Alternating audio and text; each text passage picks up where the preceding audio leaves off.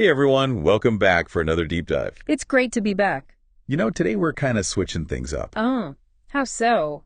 Well, instead of digging through a whole stack of articles and research like we usually do, we're going to laser focus on just one powerful little excerpt. Interesting. I'm intrigued. What's this excerpt all about? It's all about personal growth and boundaries. Heavy stuff, but really important. And our mission today is to, see how these ideas could apply to all of us, to our own lives and the relationships we have. I like it. A deep dive into just one potent piece of wisdom. Sounds like it'll be rich. Okay, so this excerpt starts with a line that really grabbed me. Telling my side of the story doesn't matter to me anymore. Life happened. Wow. Yeah, I see why that would grab you. There's a lot packed into that one sentence, isn't there? It really feels like there's been a big shift for the author. Absolutely. It suggests a real shift away from needing to justify or explain things. It's almost like they've moved beyond needing validation from other people. They've moved to just accepting what is and focusing on moving forward. Right, it's like letting go of the need to explain yourself. I mean, there's a real freedom in that, don't you think? Totally. It's empowering.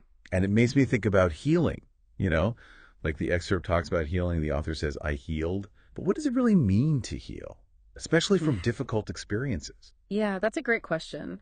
Healing is a really personal journey, right? But there is a lot of research out there about it. And some of the research suggests that it involves acknowledging the pain and really processing the emotions we feel. It also often involves reframing the experience. Like, how does this fit into your life story now? So not erasing the past, but finding ways to kind of integrate it.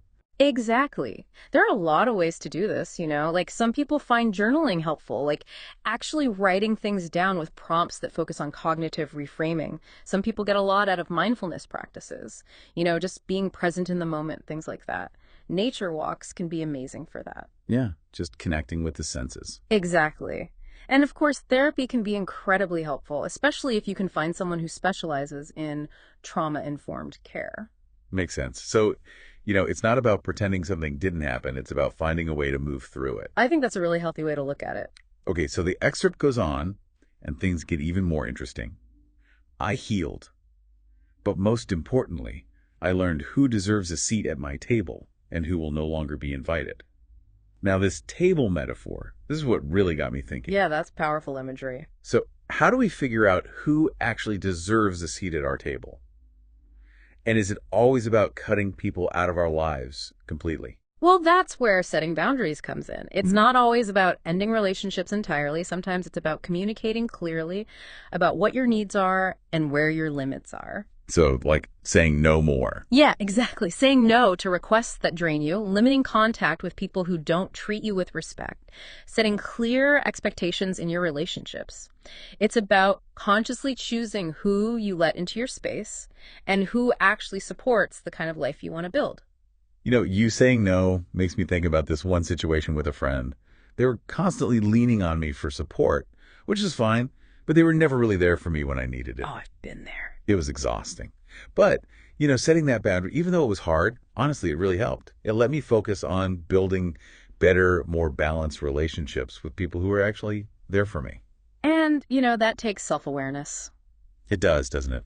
It's about recognizing what fills you up, what nourishes you, and what drains you. If you can figure that out, if you can really understand your own needs and your values and limits, you can start to be more intentional about who you let into your life. Okay, so to kind of recap all this, we've got letting go of that need to justify ourselves, making healing a priority, and consciously choosing who we let in by setting healthy boundaries. You got it. It's about taking ownership of your own well-being and creating a life that truly supports you. Right.